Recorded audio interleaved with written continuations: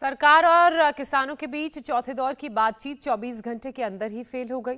सरकार के 5 फसलों पर एमएसपी गारंटी को किसान संगठनों ने खारिज कर दिया। किसान संगठनों ने कहा कि सरकार के प्रस्ताव में दम नहीं है।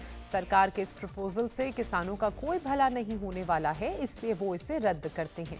सरकार भटका रही है, टाइम पास करने की कोशिश कर रही है। सरकार 23 फसलों पर एमएसपी तय करे।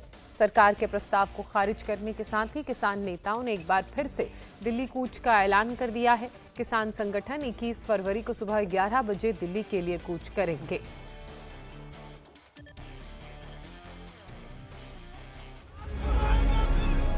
जो पहले से ये 5 फसलें बो रहे हैं वो अपने आप इससे बाहर हो जाएंगे। तो जो केंद्र ने प्रस्ताव भेजा वो अनुचित है, इसलिए हमने उसको रद्द कर दिया है। 21 तरीक ਨੂੰ 11 ਵਜੇ ਆਪਾਂ ਦਿੱਲੀ ਵੱਲ ਨੂੰ मूव करांगे।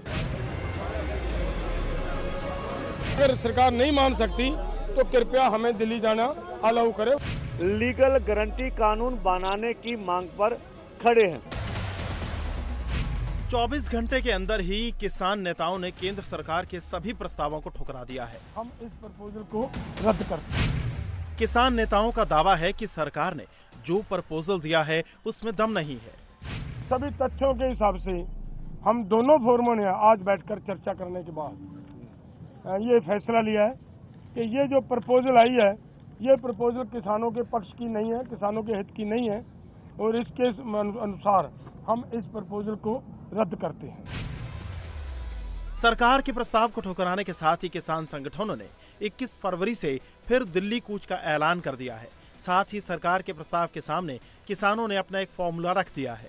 किसान नेताओं के फॉर्मूले के मुताबिक अगर सरकार इन 4 फसलों पर एमएसपी की गारंटी देती है तो सरकार का 1.5 लाख करोड़ रुपए खर्च होगा और अगर सरकार सभी फसलों पर एमएसपी देती है तो इसमें 1,75,000 करोड़ रुपए में काम चल सकता है। माननीय मंत्री जी कल ये बता रहे थे कि सरकार अगर एमएसपी की गारंटी दालों के ऊपर देती है तो हमारा 1.5 लाख करोड़ रुपया हमारी जेब से खर्च होगा, हमारे बजट के ऊपर वेट पड़ेगा। और इसी के बराबर एक खेती माहर साउथ का प्रकाश कामारेड्डी जी के अनुसार केवल 1,75,000 करोड़ रुपया अगर सभी फसलों के ऊपर एमएसपी दी जाती है तो 1,75,000 करोड़ रुपए के अंदर वो काम चल सकता है। किसान संगठनों का कहना है कि केंद्र सरकार ने जो प्रस्ताव दिया है उसमें उन्हीं किसानों को फायदा होगा जो अभी धान या गेहूं उगा रहे हैं और डाइवर्सिफिकेशन करके दाल या मक्का उगाएंगे। सरकार कॉन्ट्रैक्ट उनके साथ ही करेगी। जो किसान पहले से दालों को उगा रहे हैं उस प्रस्ताव के दायरे में नहीं आएगा।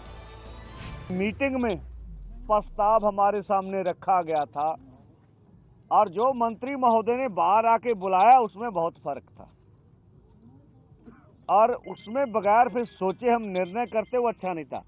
कॉन्ट्रैक्ट फार्मिंग के नाम पर, डाइवर्सिफिकेशन के नाम पर जो धान या गेहूं छोड़कर आएंगे उनके साथ लीगल कॉन्ट्रैक्ट करेगी भारत सरकार, उसमें ऐसा आ रहा था।